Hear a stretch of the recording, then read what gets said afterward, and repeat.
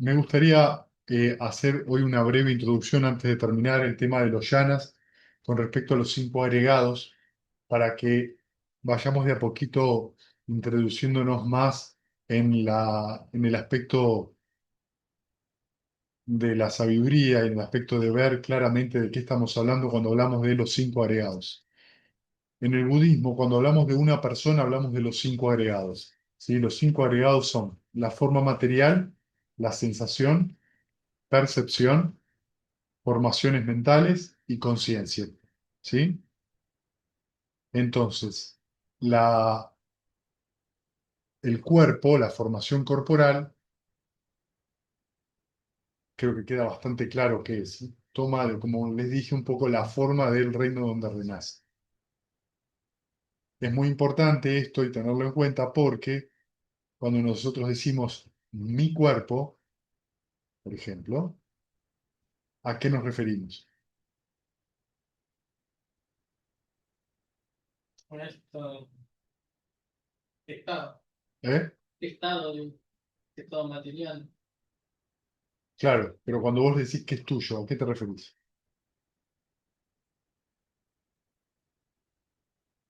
Sí, donde habita tu conciencia. Que te está preocupando. ¿Cómo saben que les pertenece? ¿Hace lo que ustedes quieren? ¿El cuerpo? Sí, yo digo, No, no, pero ahora les voy a hacer las contrapreguntas, ¿sí? ¿El cuerpo hace lo que ustedes quieren? efectivamente, O sea, si ustedes tienen un dolor, tienen la capacidad de decir, deja de doler. ¿Y deja de doler? ¿Pueden evitar envejecer? ¿Pueden evitar que cambie el cuerpo? Pues cuando hablan de mi cuerpo, ¿a qué se están refiriendo?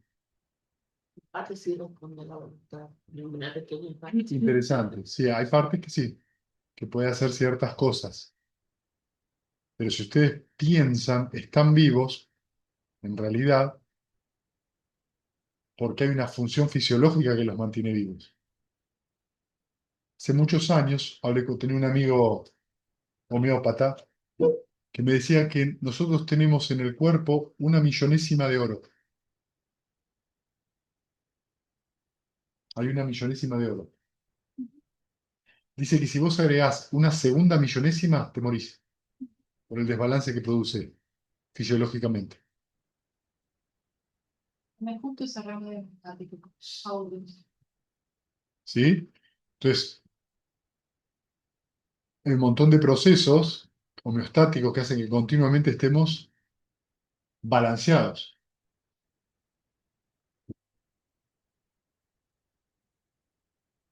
Cuando nosotros decimos mi cuerpo, ¿a qué nos referimos? ¿A la mano? Bueno, muy bien, la mano.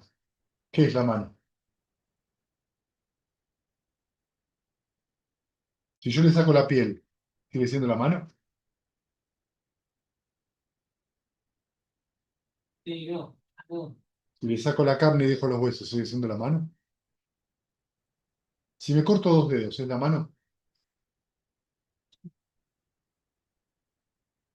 ¿Qué es la mano?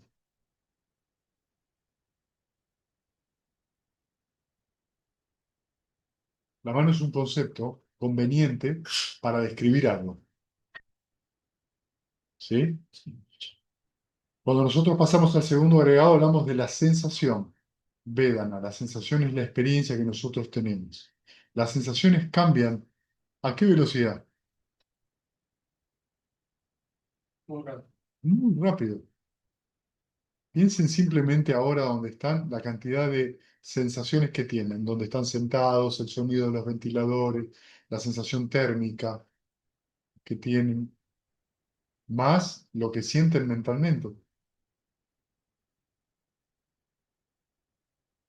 Si ustedes hablan de mi sensación, ¿a qué se refieren?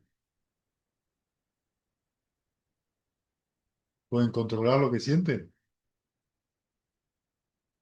¿Qué es la sensación? ¿De quién? Cuando dicen mi, mía, ¿de quién? ¿De quién es? ¿Dónde está ese dueño?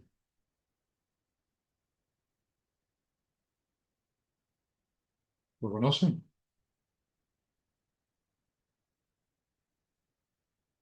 Les pregunto de verdad, ¿eh? Ustedes dicen, cuando dicen mí, ¿dónde está? Uno siente como si es una conciencia que pueda reconocer esas sensaciones. Correcto, muy bien, ya vamos a llegar ahí. ¿Sí? Después tenemos la percepción. La percepción es la función mental que le pone nombre a las cosas. Por ejemplo, pared blanca. Eso es una función de la mente que nombra. Ah, pared blanca. Ah, asiento rojo. Ah, calor. Ah, frío. La percepción nombra eso. Una capacidad de la mente, cuando ustedes se sientan a meditar, están sentados y a veces la percepción les dice, qué bueno, qué cómodo. Esa es la función de la percepción verbalizando un pensamiento. Pero es una función que está directamente relacionada con la sensación. Es decir, que la percepción nombra a la sensación. ¿Sí? Después de eso, el cuarto agregado son las formaciones mentales. En Pali se le llama Sankara, término difícil de traducir, ¿sí? Porque tiene que ver con algo que se construye. Sankara viene de, originalmente en el teatro antiguo de la India, tiene que ver con el maquillaje, con algo que yo construyo un personaje, construyo algo. ¿Sí? El Sankara son las preparaciones mentales, las formaciones mentales que tenemos. Una intención es un Sankara. ¿Sí? Es algo que tiende a mover la mente en una dirección. Sensación y percepción son formaciones mentales, por ejemplo. O sea que la sensación es algo exclusivamente mental, no físico, pero tiene un relato en el cuerpo. Depende del cuerpo. Depende del contacto.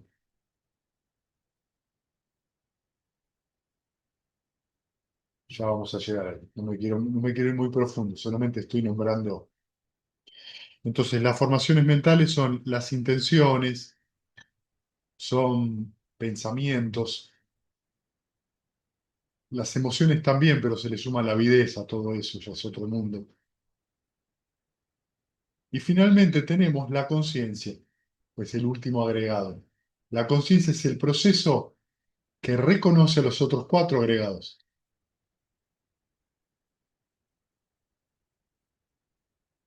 Entonces se sientan a meditar, observan el amor benevolente y lo que está funcionando ahí es la conciencia mental que les hace creer que hay un observador.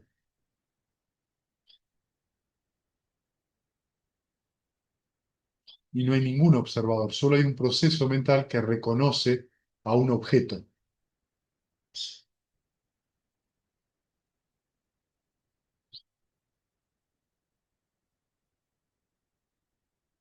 Pero debido a la función que tiene la conciencia, me hace creer que hay un sujeto y un objeto.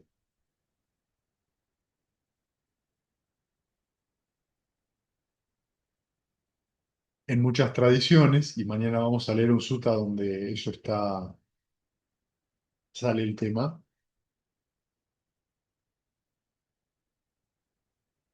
se considera que la conciencia es conciencia con mayúscula, porque hay una conciencia cósmica, una conciencia universal, ¿sí? Y otras tradiciones trabajan directamente con ese observador como Una entidad aparte, una ¿sí? entidad sustancial, entonces de alguna manera lo nutre. Eso es lo que ustedes tienen que entender, que el observador es simplemente un concepto y una idea, como lo es también lo observado.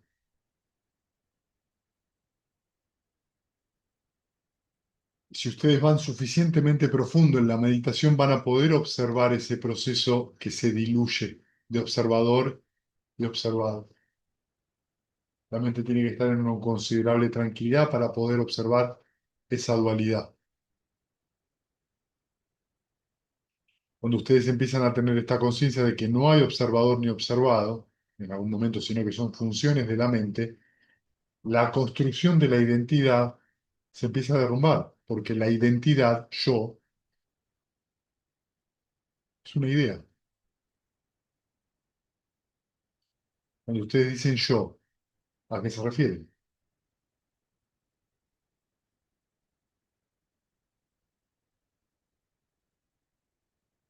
La conciencia que iba teniendo la organización que tenemos. Puedes decirle así, la conciencia es solo un proceso mental que depende de sensación y percepción. Vos sentís algo, le ponés nombre y el proceso de la conciencia reconoce ese proceso de senso-percepción. Ocurre tan rápido que vos crees que yo siento, la manera de decir que tenemos yo veo, yo escucho, yo huelo. Cada sentido tiene una conciencia, digamos, un proceso mental detrás. Pero es solo un proceso, porque la conciencia puede cesar y vos no morir.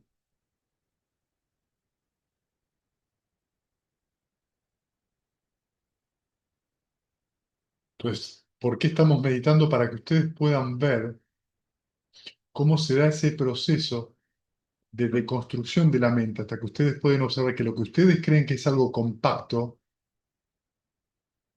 es un montón de condiciones funcionando. Lo que ustedes creen que, bueno, yo soy este cuerpo, muy bien. ¿Pero a qué te referís? ¿A la célula que está acá o la célula del hígado? ¿Cuál de los dos sos vos? No, la célula del hígado. ¿Y dentro de la célula, qué sos? ¿El rizoma o sos qué parte de la célula? No soy el gen. ¿Qué gen? No, no soy el gen, en realidad soy el átomo que está. Bien, y dentro de los átomos, ¿qué sos? ¿El electrón o el protón? Sí, sí. ¿Entendés? Claro, pero vos tenés partículas. Ok. Y no, no soy ni el protón, soy el quark. Y cuando vos hablas de esas partículas subatómicas, ¿a cuál te estás refiriendo? Pero lo que nosotros vamos viendo es que hay una deconstrucción. Y lo que sucede es que hay un condicionamiento para que se comporte de cierta manera. Un envase, ¿Qué es un envase? en algo donde está funcionando todo. Pero vos con un envase crees que estás envasando algo. Ah, bueno, esto, nosotros funcionamos nosotros. ¿Quiénes, Estás diciendo funciona dentro. quiénes son nosotros? Cuando vos decís nosotros, ¿a qué te referís? No sé, yo, ¿Qué es un ser humano? ¿Es la cabeza? ¿El cerebro? no, el conjunto del títere que tenemos afuera y con lo que Es un concepto, es una idea, no es real. Es una idea que uno tiene en la cabeza. ¿Por qué? Porque la mente humana solo funciona en conceptos. Y como nuestro lenguaje hablado es solamente mediante conceptos, transmitimos conceptos. Pero el concepto no es la realidad. Es como si yo te dijera la palabra sándwich, vos tenés hambre y el sándwich te va a llenar porque yo la nombro. Un concepto es una idea, pero no una realidad.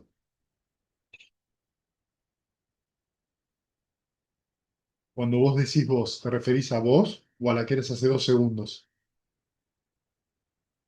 no son conceptos. ¿No?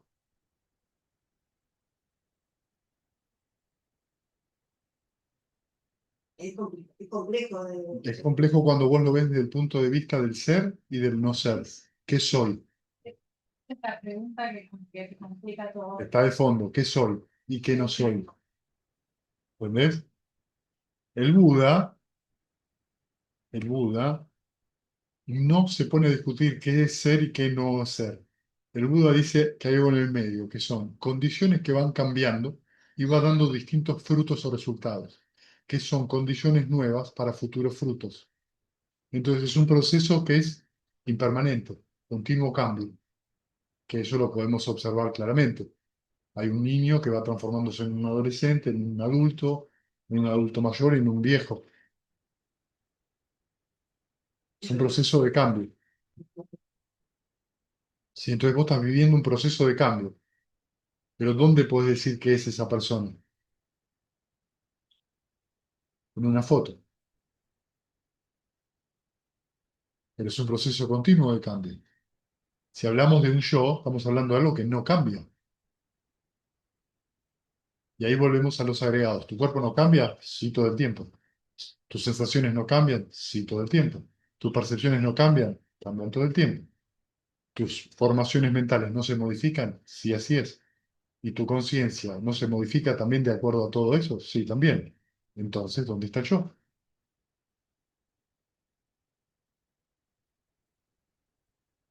Desde un punto de vista real, es una idea.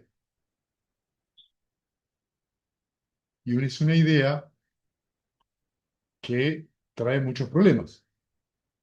¿Por qué?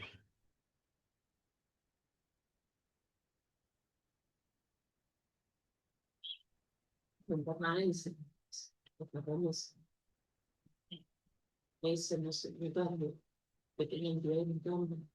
Pero por qué nos trae tanto conflicto cuando nosotros lo tomamos personal y yo soy ese sentimiento, yo soy esa emoción, yo soy ese pensamiento? ¿Por qué sufrimos? Piensen un poco. Cuando me identifico me lo tomo como que yo soy el que está acá adentro. Estoy de acuerdo, pero ¿por qué sufrís? No puedo cambiar. Que te identificás. No. Me están, Porque un concepto tiene que ser algo fijo y procesos que cambian. muy bien. Entonces, porque choca con la realidad. ¿El mundo en el que vivimos es permanente o cambia todo el tiempo? Y nosotros como seres, ¿estamos fijos o cambiamos? Cuando nosotros decimos esto es así,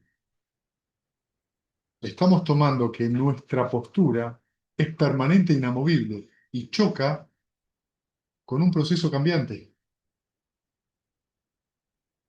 Y sufrimos, porque no vemos la realidad tal cual es, que es impermanente, porque es impermanente surge el sufrimiento y es impersonal. Nadie es dueño de la realidad.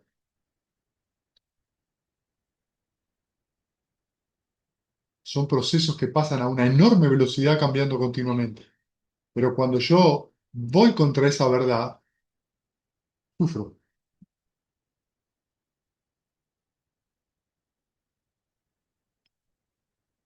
Cuando ustedes están en una meditación y están muy tranquilos y aceptan lo que viene, los obstáculos, y los dejan ir, no hay una sensación de sufrimiento, pese a que pueden sentir un obstáculo. ¿Por qué? Porque no van contra la realidad.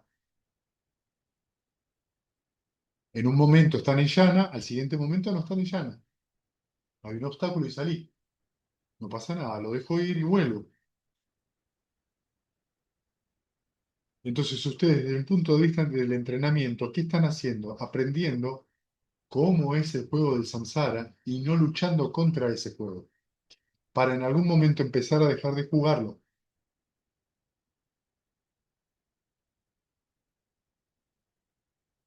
Entonces, cuando ustedes se obsesionan con que quieren un resultado en la meditación, cuando ustedes se obsesionan con yo soy de esta manera, yo soy enojón, yo soy talentoso, esto no se hace así, esto no se hace en un retiro, esto sí se hace en un retiro, cualquier opinión que ustedes tengan, lo que ustedes están proyectando es una verdad absoluta, la opinión es una verdad absoluta que mueve a los 2 minutos de salir de la boca porque choca con otra verdad absoluta de alguien que está afuera.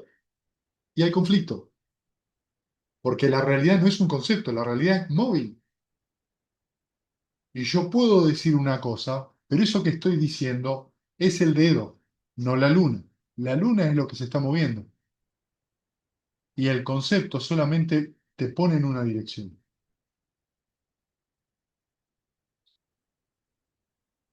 Nuestro intento fútil de estar continuamente intentando controlar el resultado de nuestras acciones hace que suframos, porque nunca nos hacemos responsables de qué, de esa proyección que hacemos, de esos sankaras. Estoy calculando, planeando, estimulando, estimando, a ver, esto me va a pasar, es todo delirio. Entonces, cuanto la mente más flexible es, más puede aceptar lo que pasa como no puedo cambiar el presente, es imposible. Más tiendo a aceptar eso y si yo lo tiendo a aceptar, la mente no va a reaccionar ni para bien ni para mal, no va a querer agarrar o empujar, va a estar ahí. Puedo tener una sensación desagradable y que la mente no se mueva, pero no se mueva, ¿eh? Y estar con un dolor y está todo bien. Estar frente a una situación estresante y estar todo bien. Porque entiendo la naturaleza de la sensación, que es impermanente y que surge debido a que hay ciertas condiciones.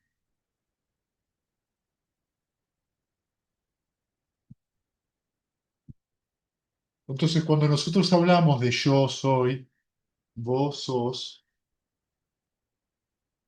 ya creamos esa ficción de yo y tú. Ya creo esta ficción de yo soy separado de vos. Pero esto es muy sencillo de observar muy fácilmente. Si yo ahora empiezo a gritar y a golpear los vidrios y no lastimo a nadie, y después me siento y no hago nada, les aseguro que los voy a afectar.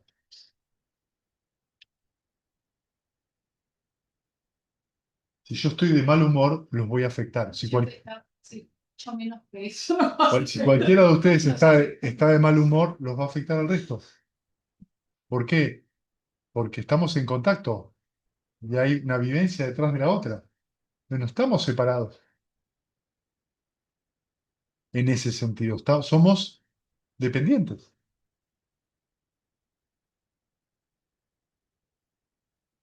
Bien, les quería dar esta pequeña introducción de los cinco agregados, porque esto es muy importante que lo entendamos. Los cinco agregados, que se llaman los cinco agregados del apego y la avidez,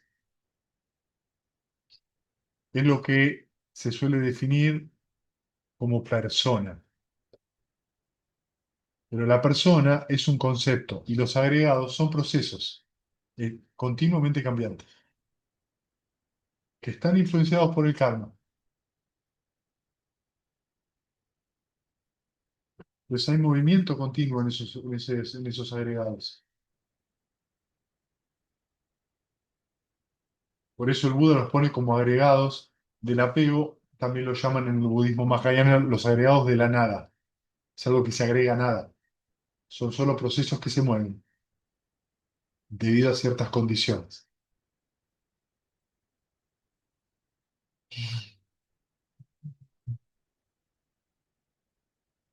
La creencia de que somos los agregados es un problema.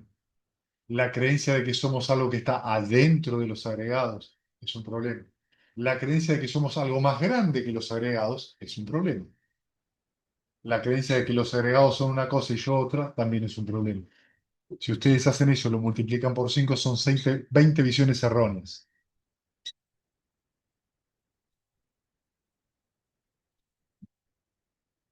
Por cada uno de los cinco variables. Por cada uno de los cinco agregados, ¿sí?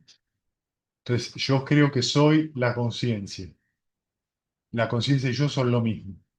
Una creencia muy natural, inclusive para gente que no practica ninguna religión o tradición espiritual.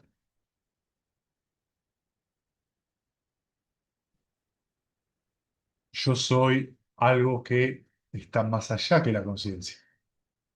¿Cómo sabes?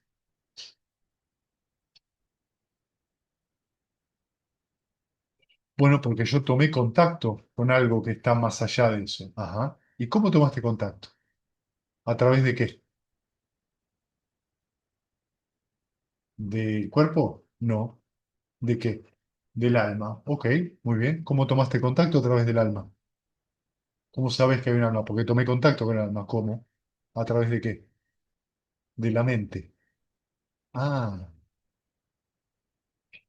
o sea que vos sentiste el alma, percibiste el alma, le pusiste un nombre, la volviste un concepto.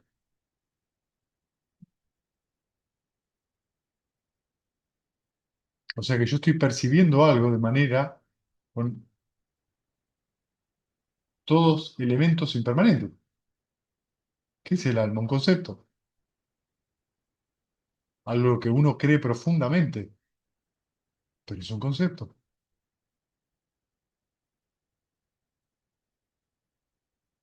No una realidad. Otros le llaman conciencia, otros le van a llamar espíritu, yo superior, tiene un montón de nombres. Pero esos nombres son simplemente frecuencias mentales. Depende de lo que yo perciba con la mente. Y a eso le pongo un concepto, le pongo un nombre. Y creo que ese nombre es la última realidad. No, el alma no cambia. Qué curioso. ¿Cómo sabes que cambia o que no cambia? Es interesante porque no se trata de repetir, y esto es lo que yo quiero acá dejarles más en claro, no se trata de repetir un concepto que escuché, se trata de que ustedes lo vean por ustedes mismos. Tengo mi esencia.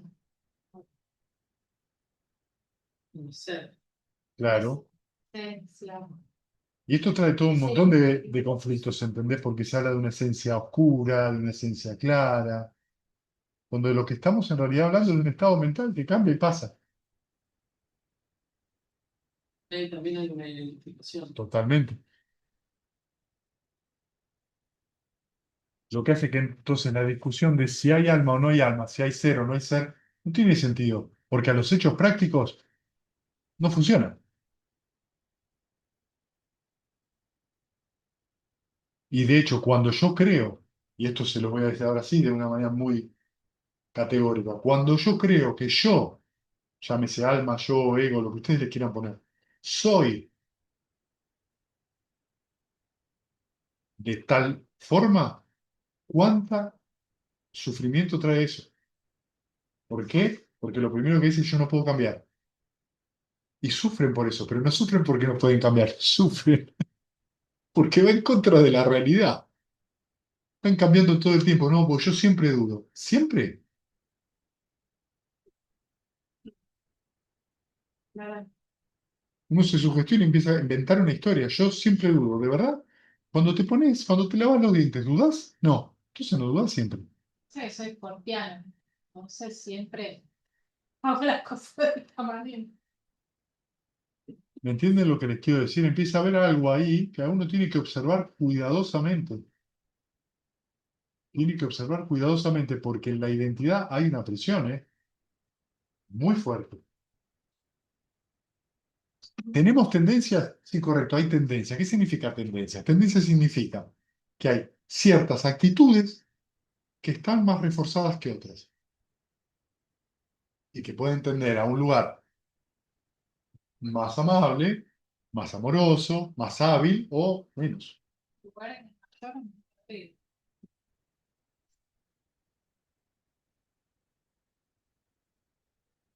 Entonces ustedes cuando se sientan a meditar, ¿quién se sienta a meditar?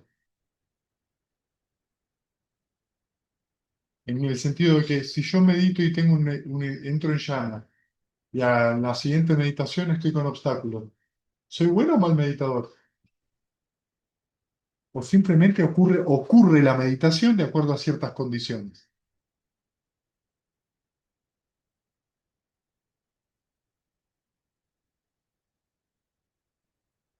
A ir introduciéndolos en otra parte que tiene que ver con eh,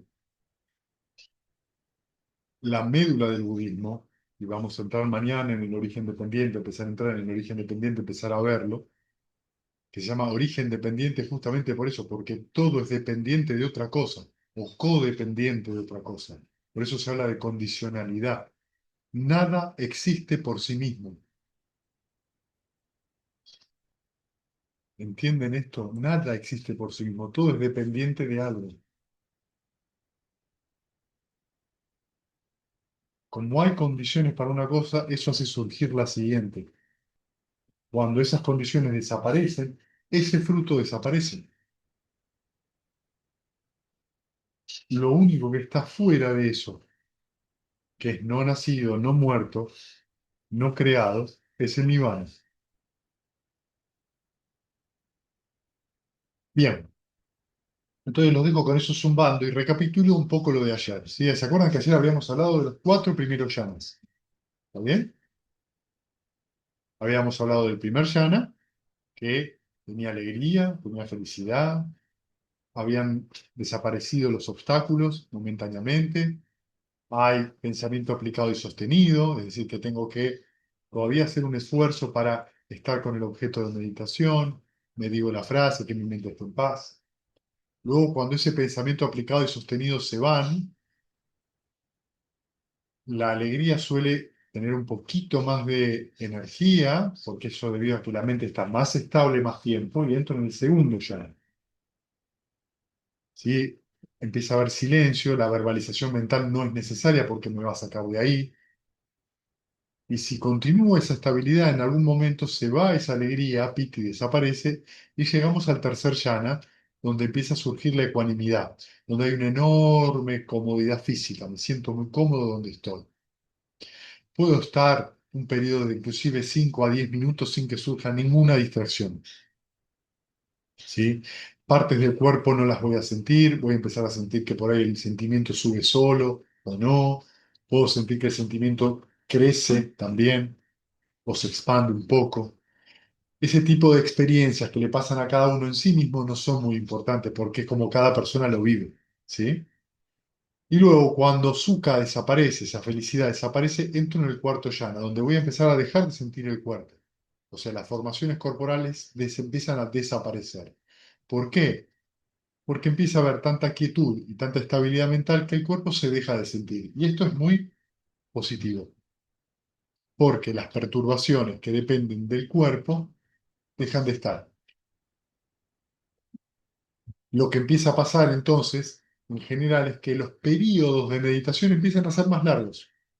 Y es importante, en este sentido, permitir que los tiempos de meditación sean más largos, no hacer que los periodos de meditación sean más largos. ¿Me entienden? Yo quiero ser muy claro con esto porque siempre que lo digo, después la persona dice, no, porque quise sentarme más. No, no es eso.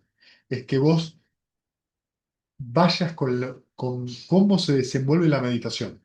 Si la meditación va bien, no dejes de sentarte, seguí sentando. Es decir, continúa, no la pares, no la cortes. No es que antes de sentarme decir, oh, me voy a sentar 1 hora y media. No, no sirve eso. No por lo menos ahora. Quizás más adelante puede ser, pero ahora no. Es empezar a reconocer ese ritmo de que la mente se empieza a soltar y empieza a ir más profundo. ¿Sí? ¿Qué va a pasar en este cuarto yana? Dijimos ayer, va a haber una ecuanimidad.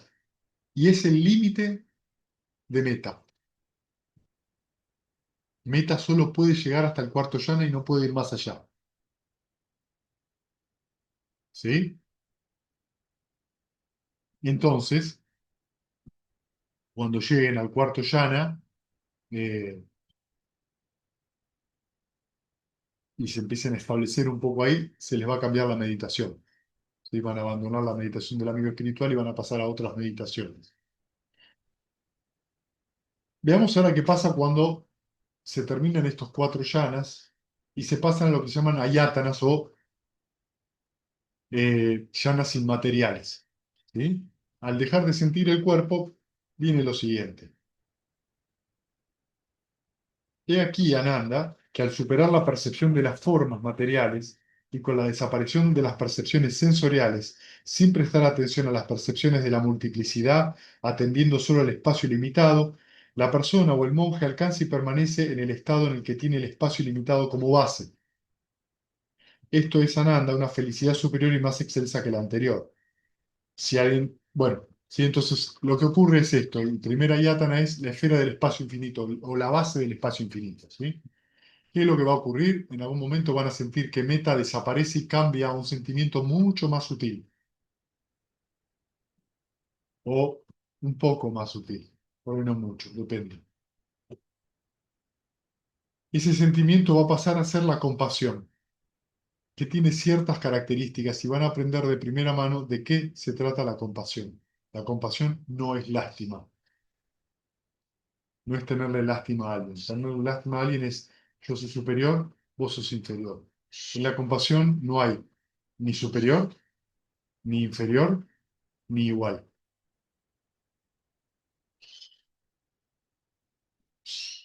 La compasión es el sentimiento que a mí me permite aceptar que las personas pueden tomar decisiones que las hacen sufrir y sin embargo seguir pudiéndoles irradiarles amor.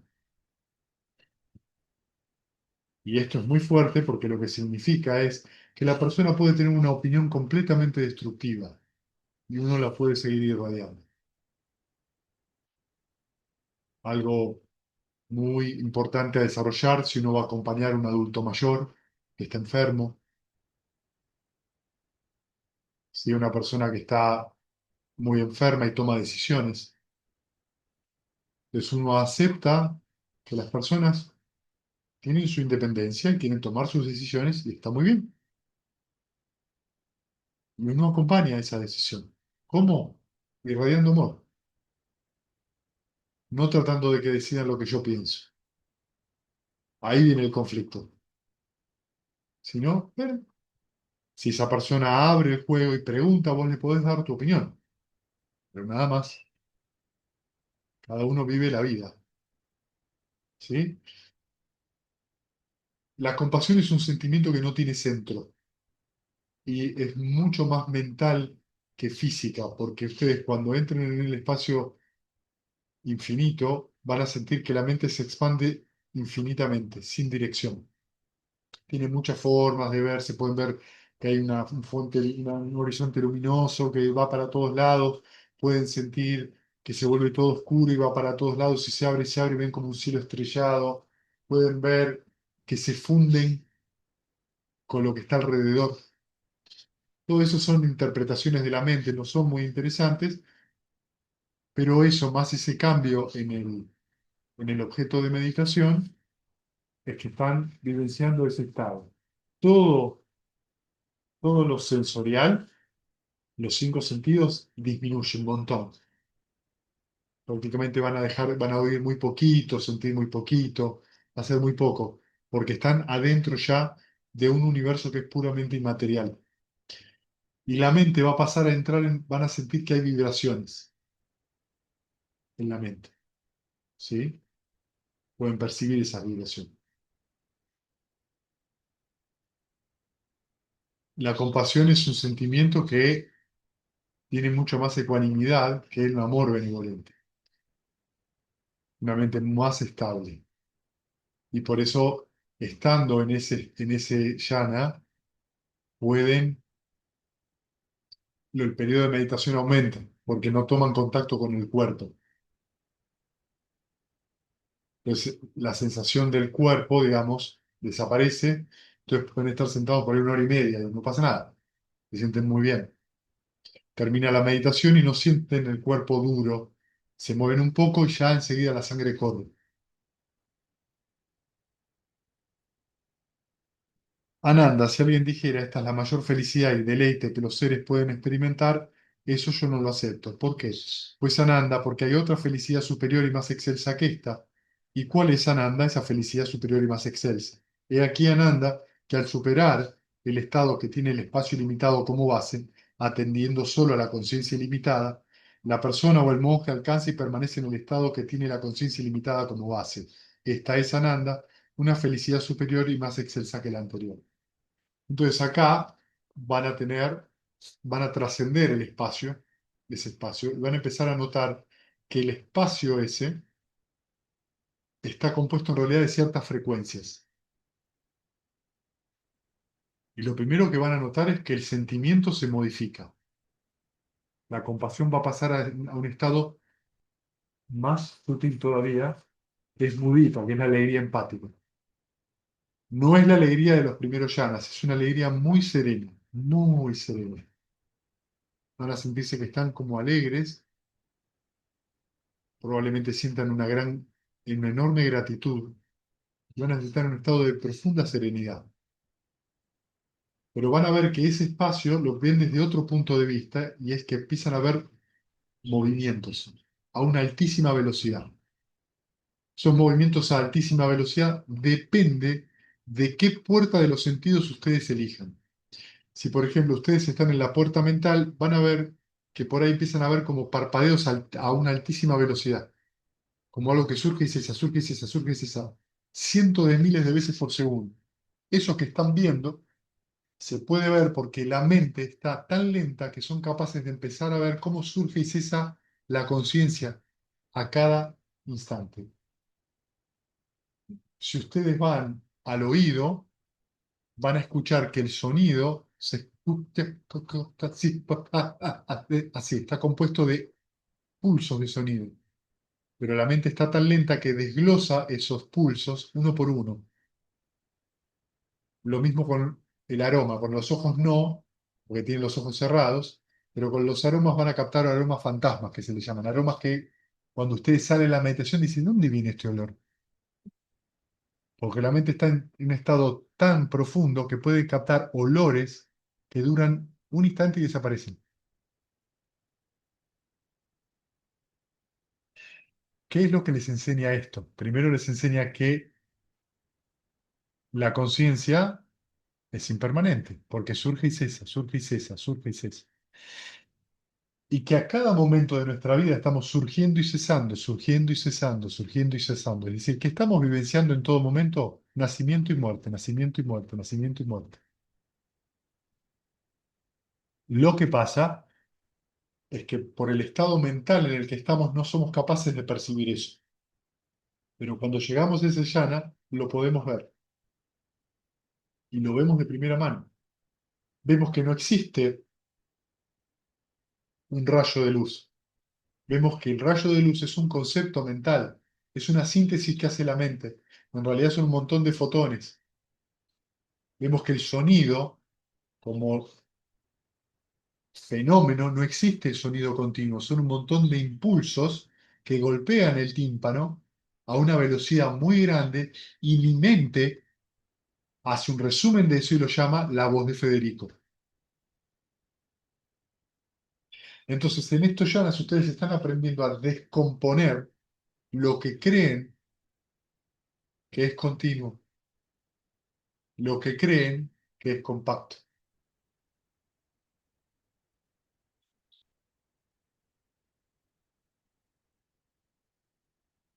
Entonces, la meditación tiene el objetivo, en este sentido pedagógico, de ir haciendo que ustedes cada vez más profundicen en cómo nuestra mente construye la realidad, o, en este caso, la deconstruye. Van de a poquito deconstruyendo eso que ustedes ven como algo sólido, en realidad no lo es. Son un montón de condiciones moviéndose. Por eso la meditación. Por eso la meditación es un paso fundamental, porque eso es lo que les permite empezar a desarrollar, ver las cosas tal cual son, no ver lo que yo creo que es.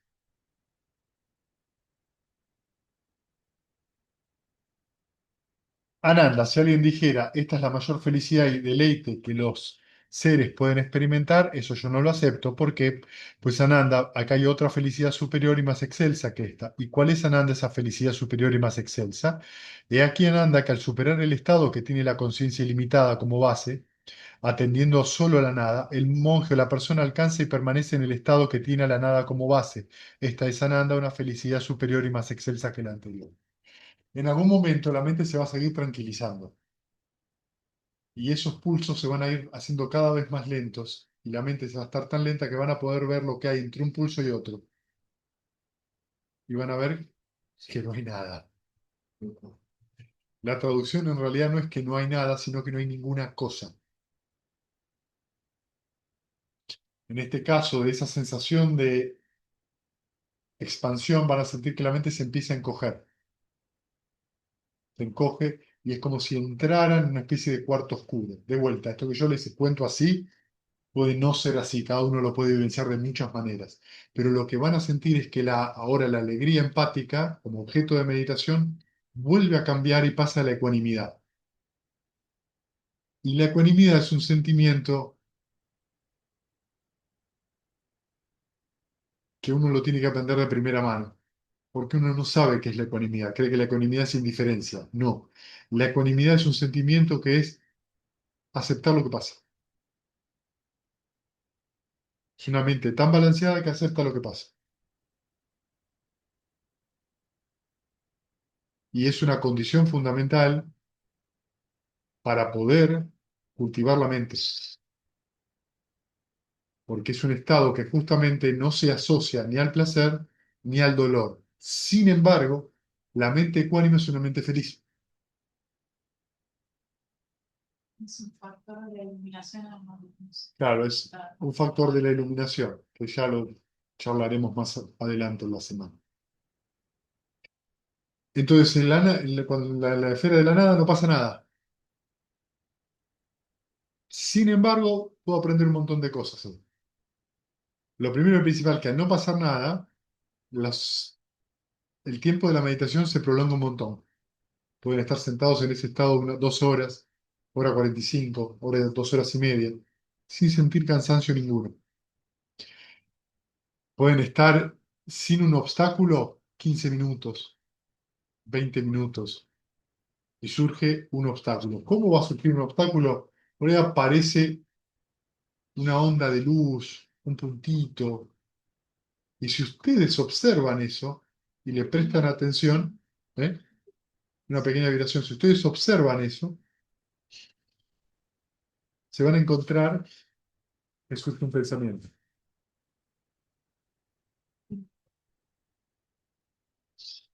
Entonces, cuando ustedes, inclusive pueden probarlo y divertirse un rato, no mucho, después, porque esa no es la tarea del meditador, están viendo lo que es un sankara. Pues ustedes ven eso, le prestan atención y debido a que ustedes le prestan atención, alimentan eso y surge y se van a encontrar pensando en qué es lo que están empezando a ver, cómo se forman los pensamientos. Llamémosle el material genético de los pensamientos.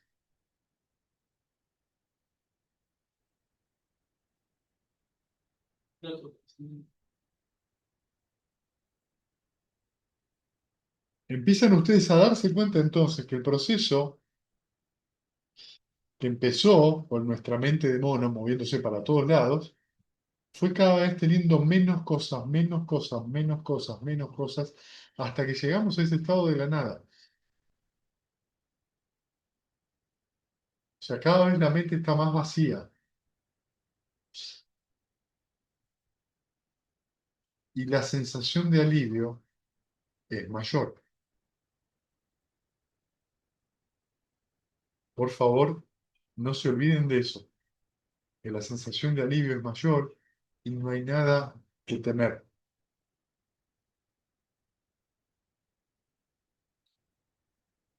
Cuando hablamos del vacío, recuerden que no estamos hablando de vacío absoluto, no existe el vacío absoluto, existe el vacío de algo. ¿Sí? Es importante que ustedes entiendan eso. Es el vacío de algo. Este lugar está vacío de perros. Acá no hay ningún perro. Pero no está vacío de humanos. Acá adentro no hay árboles. Está vacío de algo. Entonces el vacío siempre refiere que está vacío de una cierta unidad de algo.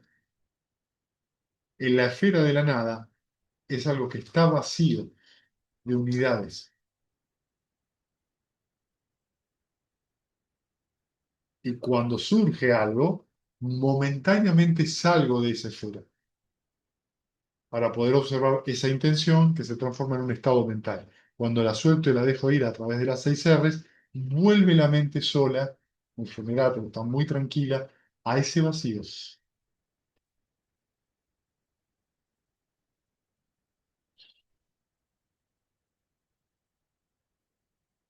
Si al- Sí, En ese estado, sí, perdón, decir, todavía hay que son las 6 horas y ves. sí. Lo que pasa es que las 6 R's se hacen muy suave, muy rápido, van a encontrar son porque la mente, de hecho, a veces inclusive lo reconoce, se relaja y ya vuelve. Es muy veloz el proceso y a veces no. Se pueden encontrar que hay ciertos obstáculos, pero los obstáculos van a ir cambiando. Al principio son como los obstáculos de siempre, mi trabajo, mi familia, las cosas a las que les estuve dando vuelta, pero en la medida que el yana es más profundo y más interno en el retiro, En los barcos y claro, surgen los barcos hundidos, surgen cosas que no tienen que ver con por ahí lo cotidiano, sino cosas que son más, que son tendencias subyacentes, tendencias de lamento, ¿viste?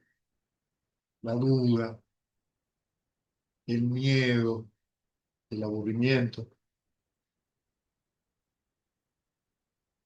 cosas que se van repitiendo, que aparecen como sensaciones muy sutiles, porque están ahí. Ansiedad como control como muy sutil a veces, todas. Y el obstáculo, cuando se presenta en esos yanas, se presenta con las mismas características del yana. Son muy suaves y no por eso menos incisivos. Bien, al superar eh, el estado que tiene la base de la nada como base, la persona alcanza y permanece en el estado que es de ni percepción ni no percepción. Está sanando una felicidad superior y más excelsa que la anterior. Bueno, ¿qué va a pasar en algún momento? La ecuanimidad que tienen como objeto de meditación desaparece, porque la mente empieza a entrar en un estado donde no es posible irradiar. Y eso se achica todavía más. La mente se encoge, se encoge, se encoge, hasta que se vuelve como si fuera un punto. Y van a entrar en un silencio muy particular. Ese silencio particular van a empezar a sentir que cuando entran ahí, desaparece la ecuanimidad como objeto y ese silencio pasa a ser el objeto de meditación. Solamente observar el silencio. Es un silencio muy particular porque ustedes van a ver que ya prácticamente no sienten nada afuera. Y como tal, van a empezar a entrar en la esfera de ni percepción ni no percepción. ¿Por qué se llama así? Porque lo que empieza a fallar en la mente son las condiciones para que surja sensación y percepción. Un estado muy curioso. Empieza con ese silencio y luego van a ver un momento que la mente, hay una parte de la mente que es como si se durmiera y otra parte no. Y van a atravesar ese estado y van a después observar que una vez que pasa en ese estado, la mente entra en un estado donde empiezan a observar que la mente corre sola, sin objeto. La mente observa la mente. Todos estos estados que les estoy mencionando están dentro de ni percepción ni no percepción y son estados donde el más mínimo movimiento los va a sacar de ahí. De hecho, cuando ustedes estén en ni percepción y no percepción, hay momentos que no se van a dar cuenta que están ahí, que van a salir de ahí y van a decir, ah, estuve ahí. Y cuando salgan de ahí, recuerdan que estuvieron en ese estado. ¿Por qué? Porque lo que empieza a fallar es el mismísimo proceso de formaciones mentales. Momentos que sí pasó y sí pasó. Empiezan a darse cuenta que senso-percepción es el inicio de la construcción de todo lo que vemos. Yo tengo una sensación visual, auditiva, olfativa, los 5 sentidos y mental. Bueno, cuando uno empieza a entrar ahí, eso empieza a fallar y desaparece. Y sin embargo, sigo vivo. Empiezo a ver, de alguna forma, la mecánica de cómo la mente se va desenvolviendo en un proceso. En ese estado hay que estar, pueden ir, sentarse y estar 3 horas en ese estado.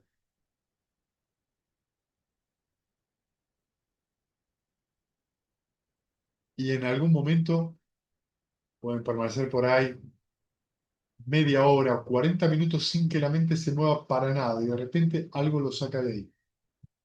Ni bien pasa eso, solo se relajan, y ni bien se relajan, la mente entra sola de vuelta ahí. Es un estado muy delicado, muy sutil. Y este es un estado meditativo que justamente cuestiona directamente quién experimenta eso. Porque al desaparecer la senso-percepción, desaparece también la conciencia, empieza a fallar. ¿Quién percibe? ¿Quién percibe? ¿Quién siente? Entonces, cuando esos tres procesos desaparecen, no tengo forma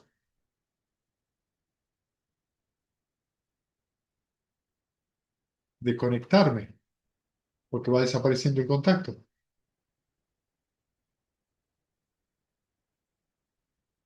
Y cuando eso sucede, el alivio es enorme. Empiezo a darme cuenta que sentir es un esfuerzo, que percibir es un esfuerzo, que tomar conciencia de algo es un esfuerzo. En otras palabras, piensen ustedes que están todo el día sintiendo, percibiendo, y cada cosa que ustedes sienten tienen que prestarle atención. Que me duele acá, que tengo hambre, que estoy pensando en esto y me pongo incómodo, que estoy sintiendo esto. Todo lo que vivimos nos obliga a prestar atención. Y reaccionamos a todo. Es agotador, ¿entienden? Estamos viendo en ese sentido los mismos fundamentos de la existencia. Y es cansador. De ustedes están en ese estado y de repente surge algo y se empiezan a dar cuenta que el sufrimiento o dukkha tiene niveles. Ya no es me enojé, es solamente un pequeño movimiento. Y ese pequeño movimiento me obliga a prestar atención. Acá es donde se hace el verdadero trabajo de maduración. ¿Qué van a madurar? El desencanto. ¿Qué es el desencanto? Es una ecuanimidad muy profunda, donde ustedes se dan cuenta de que la mente siempre tiene algo para producir Esto nunca va a parar. y que no para. Pero sentarse con la idea de que la mente no se va a mover es locura. Pero ustedes lo tienen que ver de primera mano. Entonces, cuando ustedes empiezan a entender el juego, dicen, "Ah, pero la mente siempre tiene un dedito. Empieza a pasar algo. Primero, lo primero que reconoce y dice, bueno, está bien, ese es el juego de la mente. Es así. Y se empiezan a desinteresar. Ese desinterés, ese desencanto, les trae una sensación de empezar a soltarse de los fenómenos. Empiezan a estar todo bien si surge algo o no. Y cuando ustedes empiezan a sentirse bien, surja algo o no, y ya no hay problema con que surja movimiento o no, se gesta el desapasionamiento. Viraga, se dice en Pali. ¿Qué es el desapasionamiento? Se liberan de los grilletes que los están atando a esa producción continua. Se están liberando en ese momento porque están viendo con sabiduría, no porque están solo experimentando como una sensación linda, sino que están viendo que el punto es dejar ir. Se empiezan a dar cuenta que lo único que hay que hacer es madurar, abrir la mano y dejar ir, y dejar ir, y dejar ir. Que cualquier intento de controlar, que cualquier intento de tratar de pertenecer o que les pertenezca, produce movimiento. Sobre esa profunda tranquilidad se va a gestar la liberación. ¿Por qué? Porque lo que va desapareciendo es la avidez. Y eso es lo que le va a dar la posibilidad de experimentar el nirvana. Entonces, antes de eso, el Buda dice, si alguien dice que esta felicidad de estar en impercepción y no percepción es la mayor felicidad, el Buda no está de acuerdo y dice, y aquí en anda que al superar el estado que se basa en ni percepción ni no percepción, la persona alcanza y permanece en el estado de la cesación de sensación y percepción. Esto es Ananda, una felicidad superior y más excelsa que la anterior. Entonces hay un estado todavía mayor, que es cuando cesa sensación y percepción. ¿Cómo lo vivo eso? Porque vivo una cesación. Empiezo a tener como si la mente cesara. Y de repente se reactiva de vuelta. En un principio van a ser estas sensaciones muy rápidas, son centésimas de segundos. Cesa y aparece, cesa y aparece. Pero lo más probable es que en algún momento ocurra que haya una cesación que sea un poquito más larga. Y cuando vuelvan de ahí, la mente vuelve con otra calidad. Vuelve como si se reiniciara y vuelve con una atención muy, muy grande. Porque maduró la condición de la atención y maduró la sabiduría. Cuando vuelven de eso, se dan las condiciones para experimentar el nivel.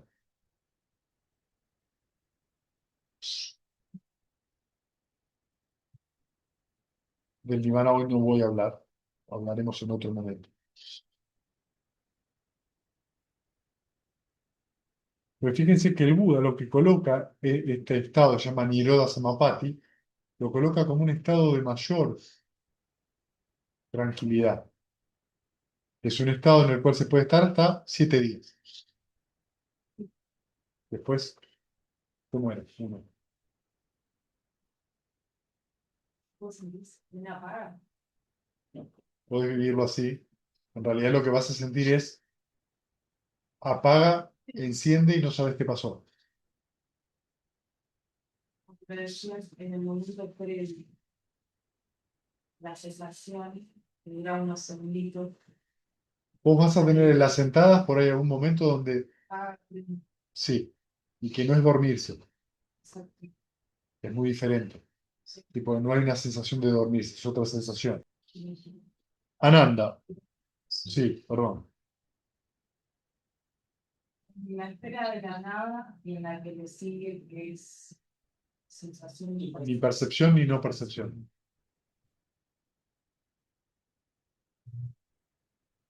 no hay una sensación de letargo. El letargo tendría que ser. No, el letargo, claro, si te pasa eso, exacto, si te pasa que hay letargo, en general no vas a letargarte, lo que va a haber es una ligerísima somnolencia. Exacto. Es Cuando pasa eso, tenés que poner un poco más de interés. Es decir, si te pasa eso en la esfera de la nada, debe poner un poquito más de interés en la ecuanimidad e irradiar.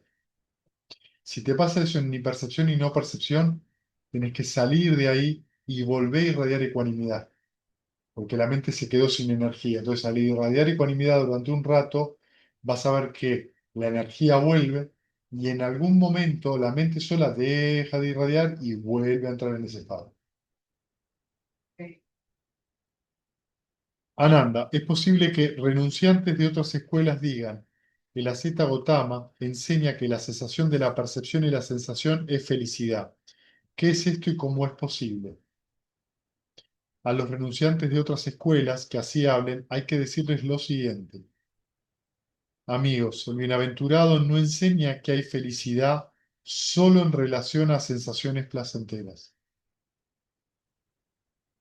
Amigos, el bienaventurado enseña que hay felicidad donde quiera y como quiera que ésta se encuentre. Así habló el bienaventurado y el venerable Ananda gozó y se complació con sus palabras. Es muy importante lo que dice el Buda al final, ¿eh? Entonces el Buda dice, ¿sí?, que la felicidad no está solo en relación a las sensaciones placenteras, sino que la felicidad, hay felicidad donde quiere y como quiera que ésta se encuentre. una aceptación de lo que surja y que no incluya la felicidad. Muy interesante porque la definición es muy profunda. Y además tiene que ver con todo lo que está hablando de llamas. Fíjate que lo primero que dice es interesante porque es que se encuentre la felicidad. Significa que no se busca.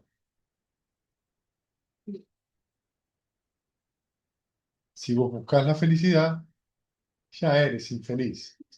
Y ahorita, Hay un grado de infelicidad y es difícil. Entonces la felicidad se encuentra aquí y ahora,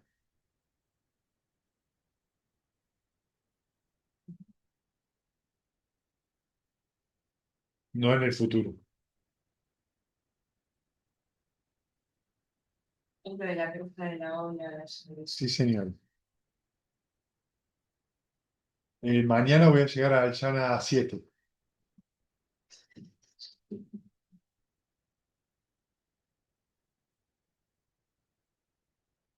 Ahora.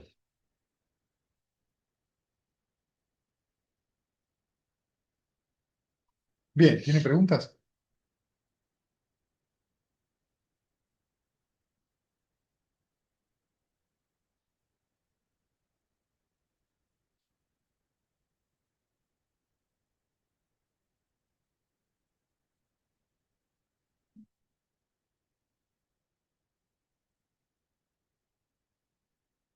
A mí me parece fantástico, pero no tengo preguntas.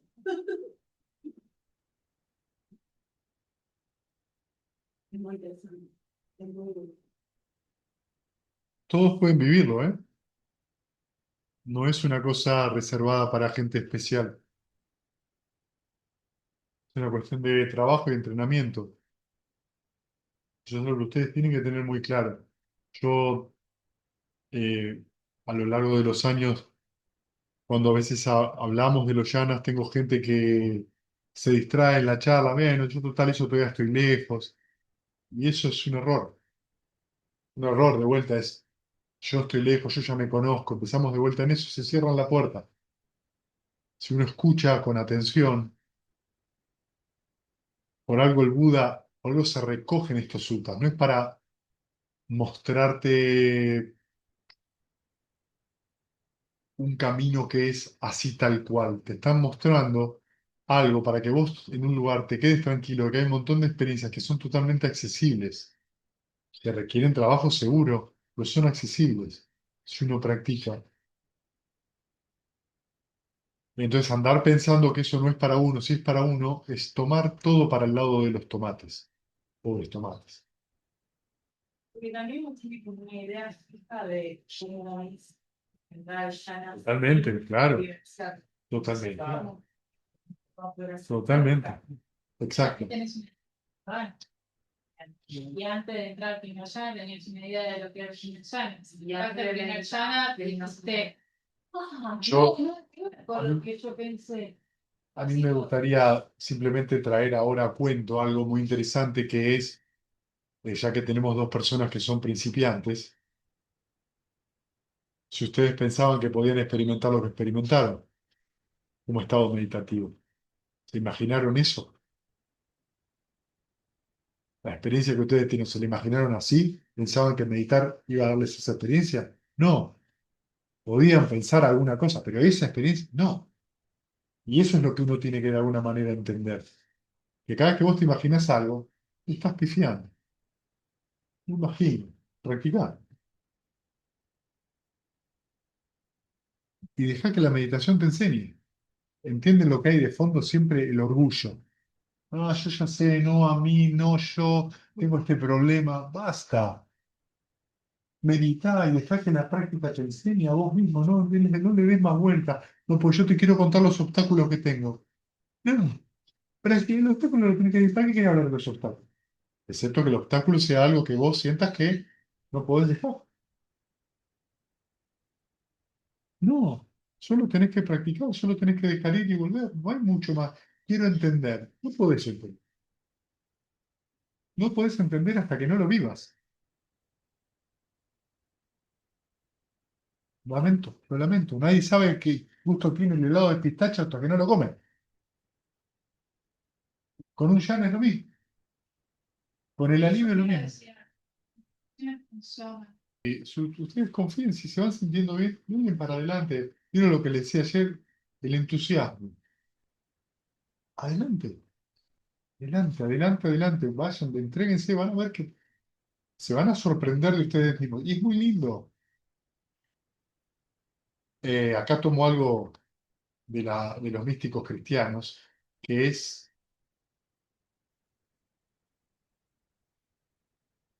la capacidad de asombro. El místico cristiano habla del asombro, el deslumbramiento, ¿sí? Y eso es algo en el cual es muy importante porque no hay ninguna experiencia que se repita, ¿entienden? Cada experiencia es única, en serio. Es nuestra mente proyectando, sí, yo ya sé lo que hace que la realidad sea aburrida, lo que hace que la realidad sea repetitiva, lo que hace que la... Pero en realidad depende de a dónde yo llevo mi mente, con qué hago contacto. Si yo hago contacto con la duda, mi realidad es sufriente. Si yo dejo ir ese estado mental y paso al amor benevolente, la realidad cambia.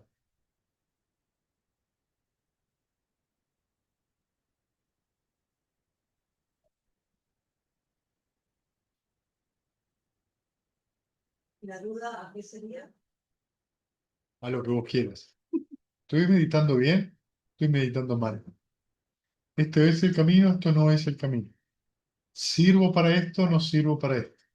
¿Debería estar haciendo esto? ¿Debería estar haciendo aquello? Ninguna de esas preguntas es importante. Hay que dejar ir el estado mental.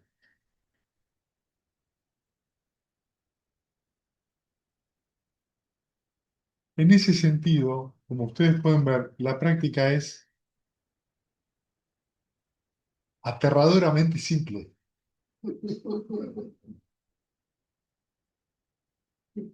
El Buda es muy concreto.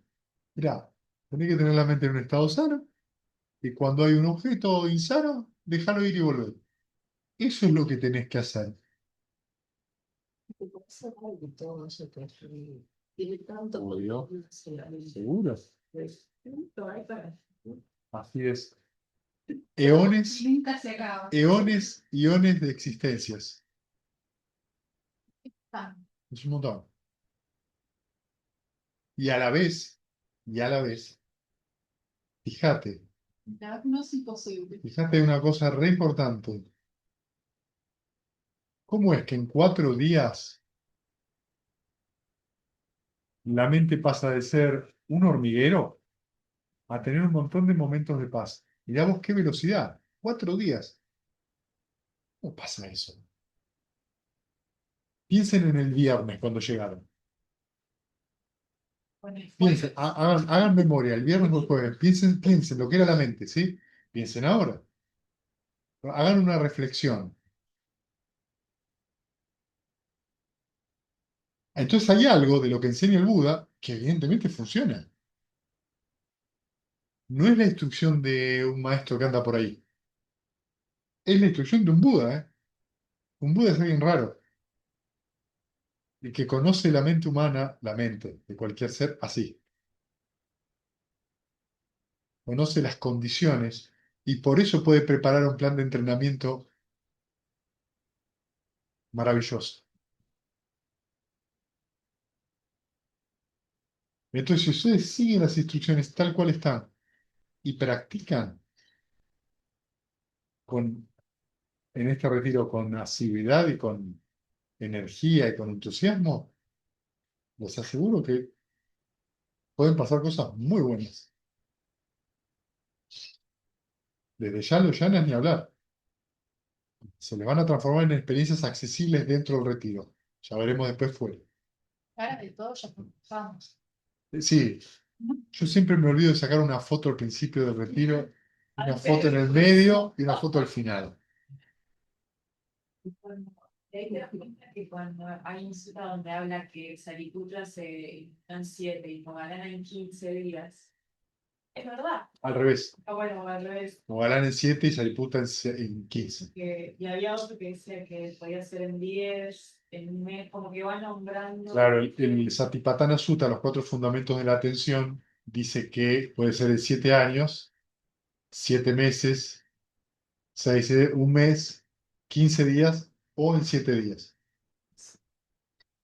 Entendámoslo, ¿sí? No. Hay que tener ciertas condiciones para que eso pase. Es muy raro, es muy raro, es muy raro, pero, hacía como una comparación con dientes. Pero tiene mucho que ver cómo ustedes escuchan los suttas, cuánta atención ponen, cuánto entusiasmo ponen cuando practican. Y con esto les quiero decir, guarda cuando les agarra esto. Es el peor enemigo.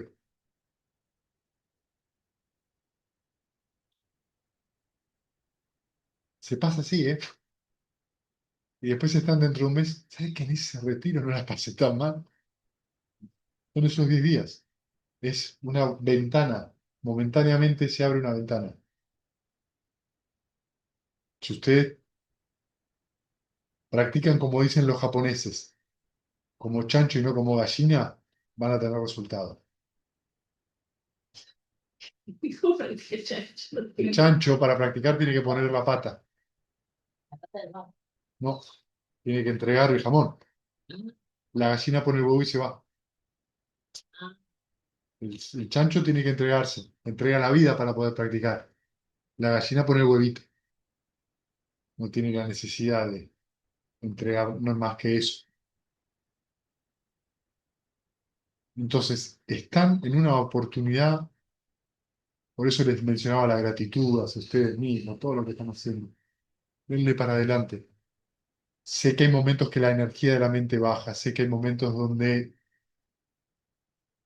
viene de vuelta y el tipo que tengo que está hablando y dando la charla me repite por decimonovena vez, sonreí, deja ir el obstáculo, pero por algo lo está repitiendo. No lo quiero escuchar más. Fantástico, no me tienen que escuchar. Practiquen ustedes. Yo soy un accesorio y todo lo que yo digo es copyright del Buda. Que los que sufren sean libres de sufrimiento y los aterrorizados, intrépidos sean. Que los afligidos se despojen de todo dolor y que todos los seres se encuentren alivio. Que todos los seres compartan este mérito que así hemos adquirido para el logro de todo tipo de felicidad. Que los seres que habitan el espacio y la tierra, devas y nagas de gran poder, compartan este mérito nuestro y que por mucho tiempo protejan la dispensación del Buda. Sadhu, sadhu, sadhu. Muchas gracias, Fruti.